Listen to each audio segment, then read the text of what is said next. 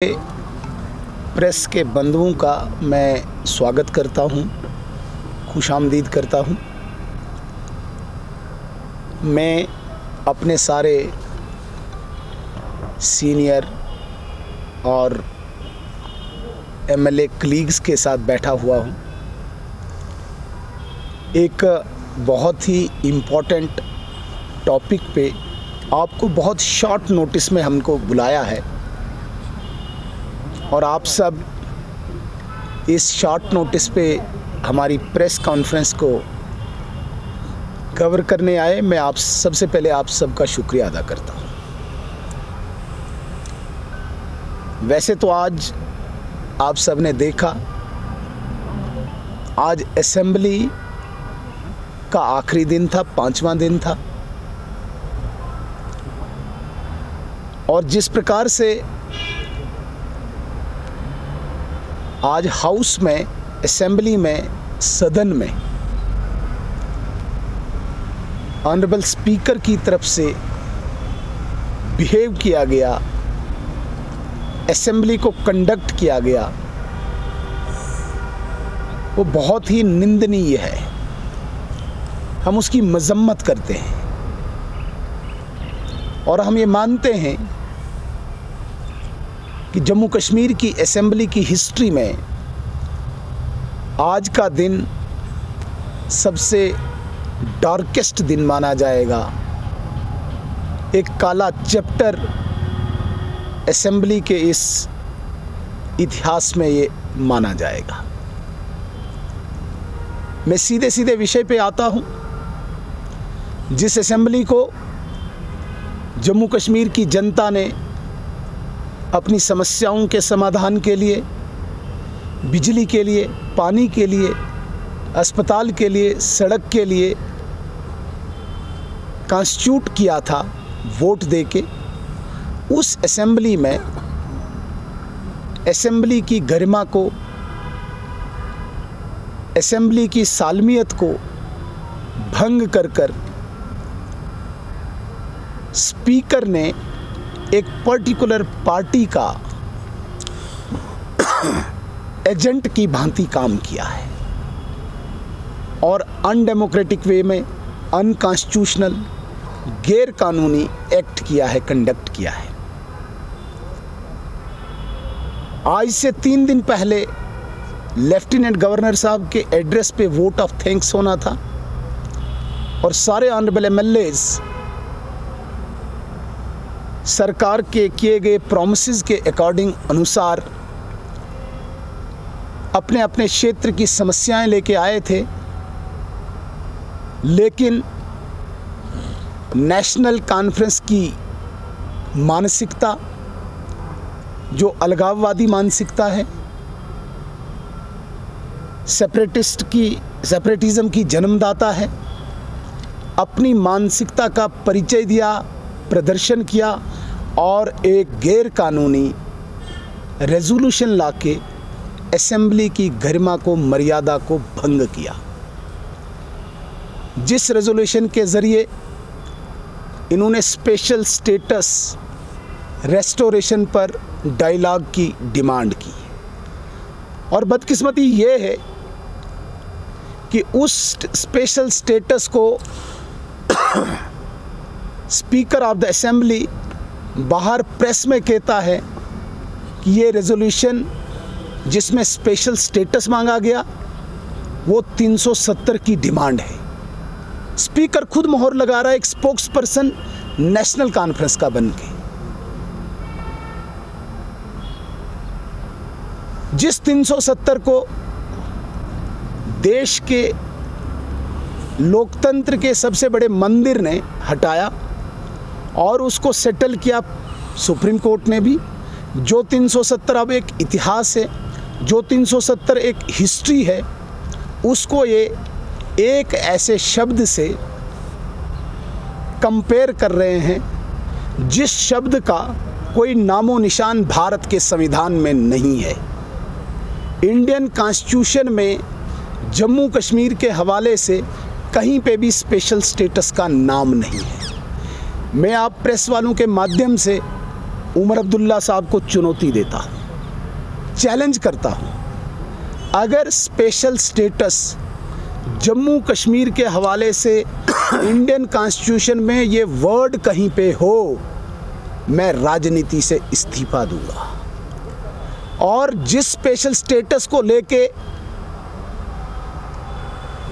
Speaker 370 को indicate करता है, उस 370 को दर्शाया गया है ये एक टेम्परेरी प्रोविज़न है, जिस टेम्परेरी प्रोविज़न को 5 अगस्त 2019 को ख़त्म किया गया। उसके बाद वो टेम्परेरी प्रोविज़न ख़त्म हुआ। अब जो ये स्पेशल स्टेटस की बात कर रहे हैं, मैं आपको वाज़ा करना चाहता हूँ, ये स्पेशल स्टेटस कौन सा मांगना चाहते हैं आप प्री 5 अगस्त 2019 देखिए और जो आज ये डिमांड करते हैं। प्री 5 अगस्त इनका जो स्पेशल स्टेटस था वो 1931 से शुरू होता है, शेख मोहम्मद अब्दुल्ला से शुरू होता है।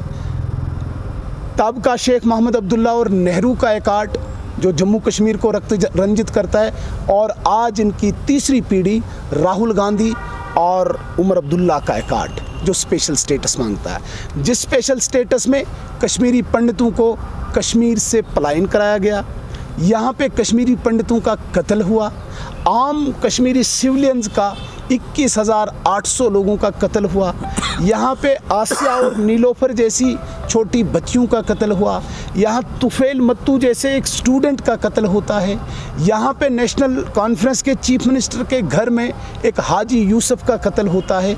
ये उस स्पेशल स्टेटस को यहाँ पे लाना चाहते हैं। ये यहाँ पे टूरिज़्म नहीं चाहते, ये यहाँ पे व्यापार नहीं चाहते, ये यहाँ पे कारोबार नहीं चाहते।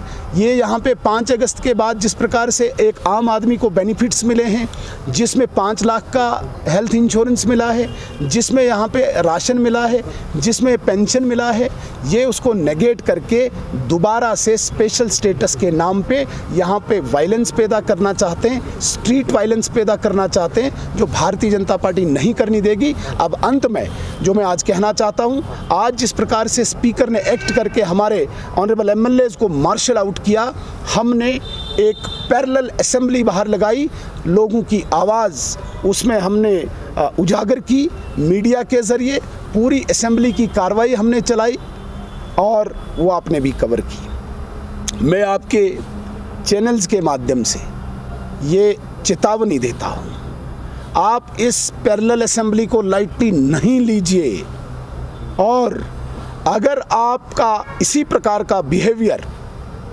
जो इंडियन सॉवरेंटी को, जो इंडियन इंटीग्रिटी को चैलेंज करता है, आपका इसी प्रकार का बिहेवियर रहा तो हम पैरेलल गवर्नमेंट चलाएंगे, पैरेलल सरकार चलाएंगे।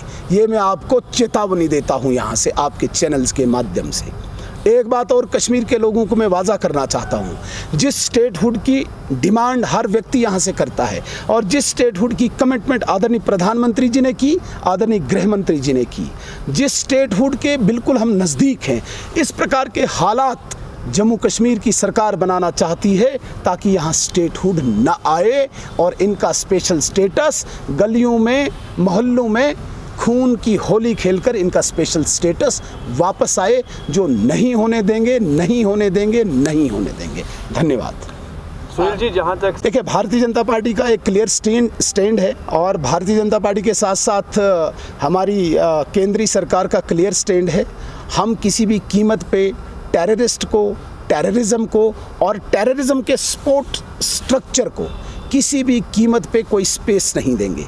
यहाँ का आम सिविलियन, यहाँ का आम कश्मीरी हम गले से लगाएंगे, लेकिन जिस प्रकार से नेशनल कॉन्फ्रेंस और कांग्रेस के टाइम पे टेररिज्म के साथ साथ सिविल किलिंग्स होती थी, वो भारतीय जनता पार्टी नहीं होने देगी, न करेगी। हाँ, जो टेरर अटैक्स अभी पिछले 1 महीने से बढ़े हैं, कहीं न कहीं जो नेशनल कॉन्फ्रेंस की हरकतें हैं यहाँ पे, ये इनकरेज कर रही है उस टेररिस्ट को, उस टेररिज्म को जो पाकिस्तान यहाँ पे एक नैरेटिव फैलाकर करवाना चाहता है।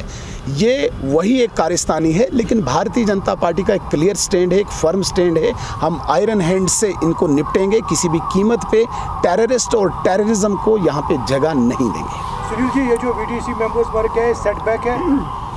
देखिए, ये बहुत ही अनफॉर्चुनेट है और आज जो हमने पैरेलल असेंबली लगाई, वहाँ पे अपने 2 वीडीजी मेंबर जो आज शहीद हुए हैं किश्तवाड़ के कुंतवाड़ा में, हमने खड़े होके 2 मिनट का साइलेंस रख के, मौन रख के उनको श्रद्धांजलि भी दी।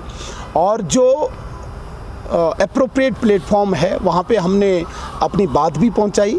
सारी सिक्योरिटी की जितनी भी एजेंसीज़ हैं सबके ऑफिसर बाला वहाँ पे पहुँच चुके हैं।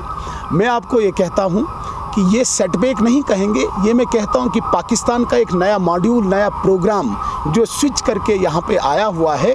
अभी हमारी सिक्योरिटी फोर्सेस जिस तरीके से हैंडल कर रही थी, ये एक ट्रांजिशनल फेज़ है जिसमें हमें थोड़ा सा इस वक्त नुकसान उठाना पड़ रहा है, जो बेहद अफसोसनाक है, दर्दनाक है, लेकिन किसी भी कीमत पे इसको भी यहाँ पे जगह नहीं देंगे।